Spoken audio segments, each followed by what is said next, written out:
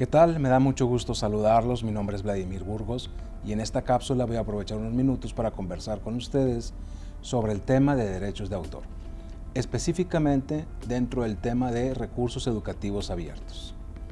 Una pregunta muy recurrente que me hacen relacionada con este tipo de recursos es el tema de licencias abiertas. Esto es, cómo reconocer que un recurso que se encuentra en Internet tiene una licencia o mecanismo que pueda reconocer para incorporar este recurso en mi práctica educativa. Es por esta inquietud que estaré abordando de manera particular el tema de licenciamiento abierto y algunos atributos que tienen las licencias abiertas que puedo aplicar a recursos educativos. Sobre este tema tenemos dos escenarios posibles. El primero de ellos es, yo como autor, desde esta perspectiva, quiero saber qué tipo de licencia existe o está disponible para compartir en Internet y qué atributos tienen este tipo de licencias.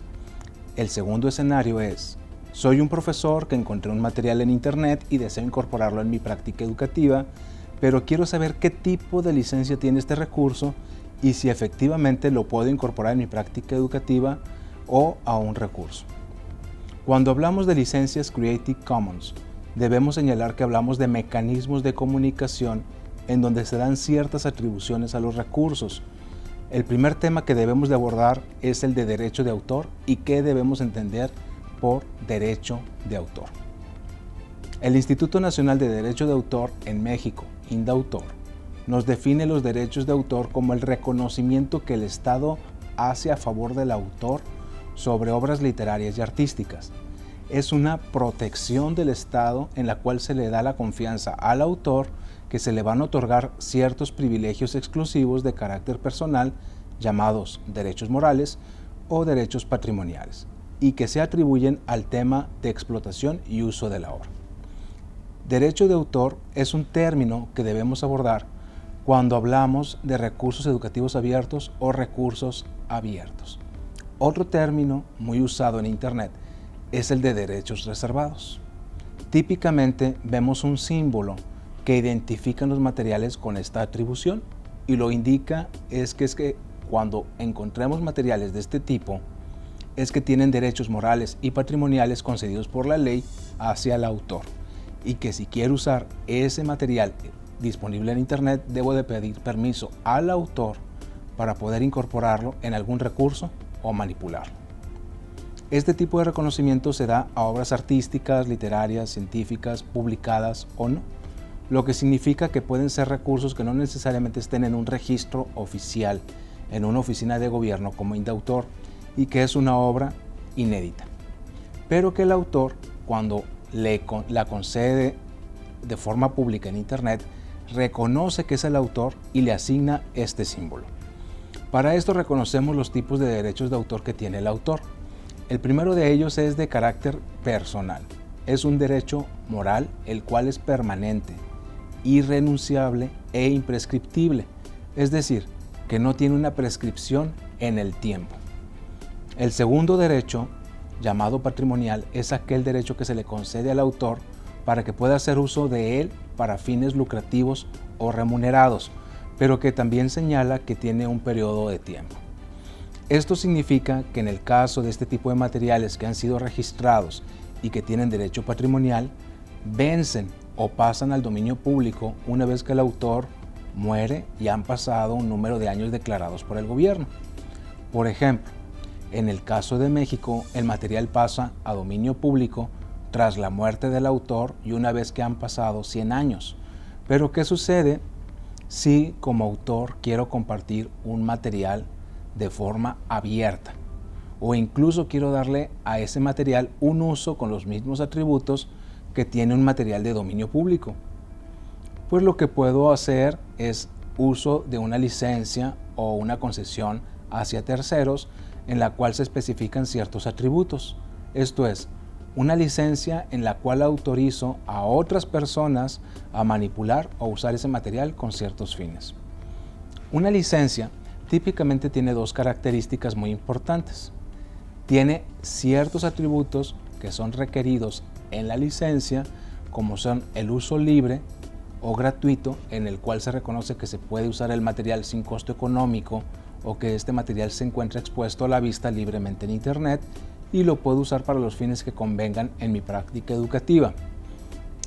Solo debo de cuidar la segunda característica, en la cual se me dan permisos o atribuciones de uso con restricciones limitadas.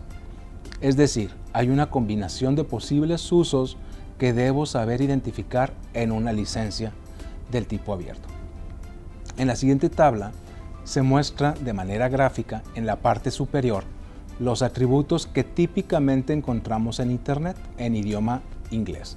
Por ejemplo, puedo encontrar recursos en los cuales el autor me dice que tengo la libertad de usarlos, free use, y eso significa que el material esté expuesto y sin costo económico y estoy obligado a dar reconocimiento o atribución. El icono que está debajo de la tabla es el icono típico de la licencia Creative Commons y que me indica que cuando use el material debo de dar atribución a dicho recurso. Las características de la tabla que están al margen derecho, tales como uso, copia, distribución, remezcla o dominio público, se pueden identificar muy claramente con sus siglas en inglés. NC significa no comercial o non-commercial, SA, share alike o compartir igual, ND, sin derivadas o no derivatives, y PD, de public domain o dominio público. ¿Cómo podemos leer esta tabla? De una manera muy sencilla. Significa que cuando veamos una licencia en Internet o un recurso que queramos usar y tiene una licencia abierta, podemos identificar estos iconos o estas letras y hacer el uso que se declara en la tabla. Por ejemplo, puedo hacer uso comercial del recurso siempre y cuando no se declare lo contrario. Es decir, si encuentro el icono no comercial, significa que no lo puedo comercializar. Puedo usar material para sacar copias, resguardarlo en mi computadora, distribuirlo, compartirlo con mis compañeros, subirlo a la plataforma tecnológica. Puedo incluso redistribuirlo en una memoria USB o compartirlo por Internet. Puedo generar obras derivadas o copias con adecuaciones al material, siempre y cuando no se declare lo contrario. Y ahí es donde se puede hacer uso de los símbolos de compartir igual o sin derivadas para restringir el uso de los materiales. Cuando veamos un material de dominio público, significa que puedo hacer uso del material con cualquiera de estos usos. Es decir, cuando un material es de dominio público, puedo comercializar el recurso, puedo generar obras derivadas, puedo compartirlo, redistribuirlo, desplegarlo sin ningún problema, siempre y cuando en todo momento se dé atribución o reconocimiento al autor. Esta es la combinación de posibles usos que puedo encontrar en una licencia. Quisiera invitarlos a que si tuvieran dudas específicas sobre derechos de autor, propiedad intelectual o el tipo de licencia que se puede usar, se asesoren con alguien experto en la materia. En el Tecnológico de Monterrey contamos con una oficina de jurídico que está siempre dispuesta en asesorarnos en cualquier tema relacionado con el registro de marcas, el registro de obras intelectuales, libros o materiales, o incluso para el tema de propiedad intelectual o patente.